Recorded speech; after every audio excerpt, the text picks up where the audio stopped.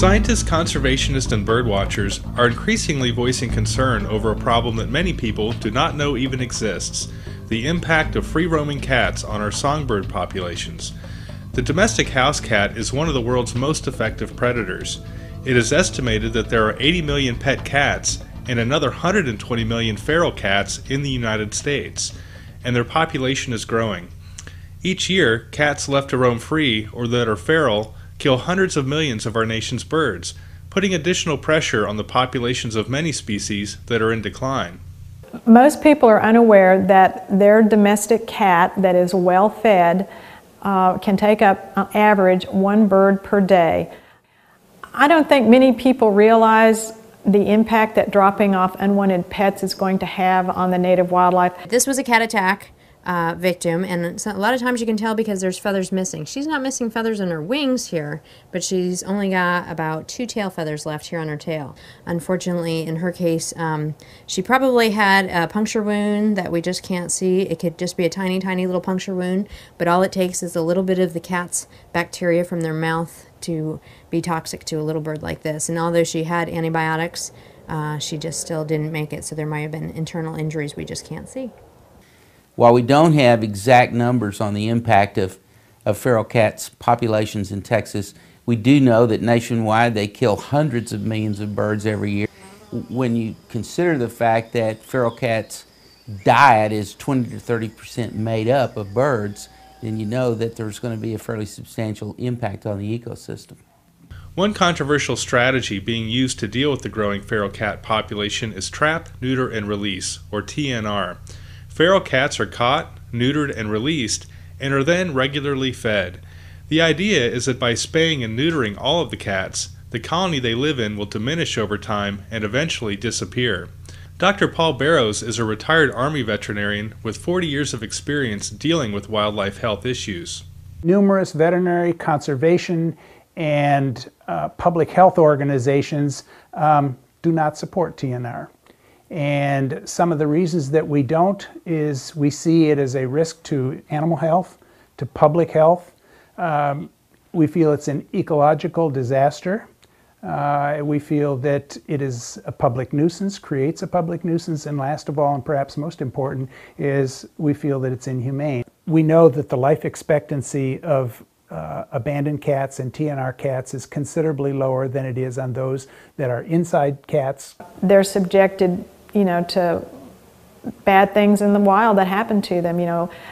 Dogs can come after them, they can get hit by cars, and then there's always disease. One of the most closely managed TNR programs in the nation is at Ocean Reef, a private gated community in North Key Largo, Florida. ORCAT was founded in the early 1990s because we had a overpopulation of feral cats at Ocean Reef. There were over 2,000 cats, and they were causing problems with the homeowners as well as the native wildlife. So ORCAT was founded to humanely reduce the cat population through trap, neuter, and release, TNR. And since that time, we've gone from over 2,000 cats to under 500 cats. And that is including a lot of drop-offs and not being perfect with the spay and neuter portion of the program. We have a staff that goes out to feeding stations where we have the managed care of the cats.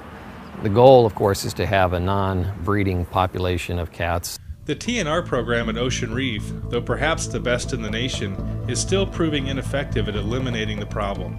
15 years after it began, and despite having a full-time staff and a part-time veterinarian, 500 feral cats continue to roam the community. More typical is the situation at A.D. Barnes Park in Miami, where a managed TNR cat colony has actually grown over time. They had hoped that the catch, neuter, and release program would decrease the population, and exactly the reverse has happened. What we're finding is that a lot of people, when they see cats here, cat owners that don't want their cats anymore, they use that as an excuse to leave their cat here as well, and that's caused the cat population to increase exponentially to where there's now probably somewhere close to 100 cats just in this small 60-odd acre park. Trap, neuter and find a home is better. Bringing them here causes problems with the public seeing a cat colony and then using that as an excuse, if you will, or a reason to then add to the colony. And so I think trap, neuter, and return actually perpetuates this problem. I am familiar with trap, neuter, and return programs. I've actually taken part in trap, neuter, and return programs. I have never seen one that has been successful in removing all or most of the cats from any area.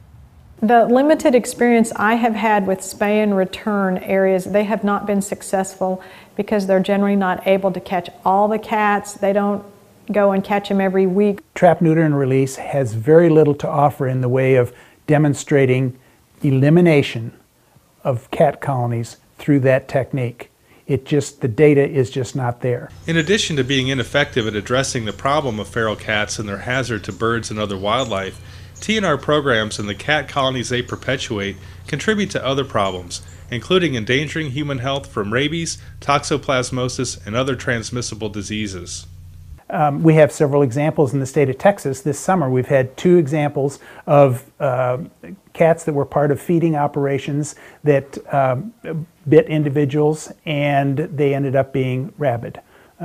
Individuals had to undergo rabies prophylaxis and so forth. So that it is a definite problem. Where I live in the subdivision, an elderly couple just fed the cats and it had a lot of problems. They attracted more cats. Those cats reproduced. It also attracted rats, which got into people's backyards and chewed up their hot tubs and electrical wiring. People who are supporting these programs with full knowledge that these cats are out there as non-native mid-sized predators that may be impacting on these endangered species, I believe that there are some potential legal concerns there and some legal justification for ensuring that these colonies do not persist.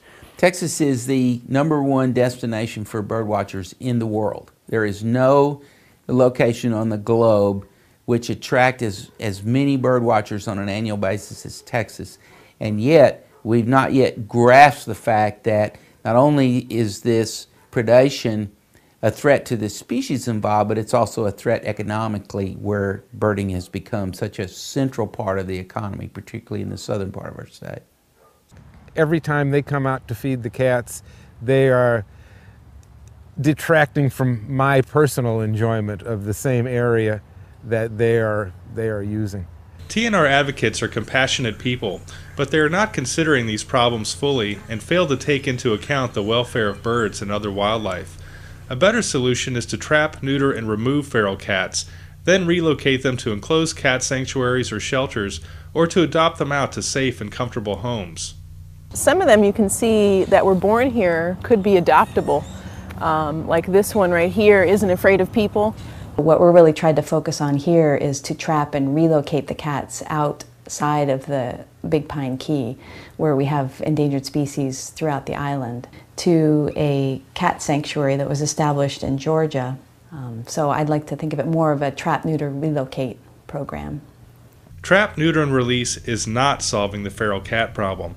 Instead, it is allowing public nuisance, health, and liability issues to grow. We need to change the R in TNR from release to remove. To find out more, please see American Bird Conservancy's website at www.abcbirds.org.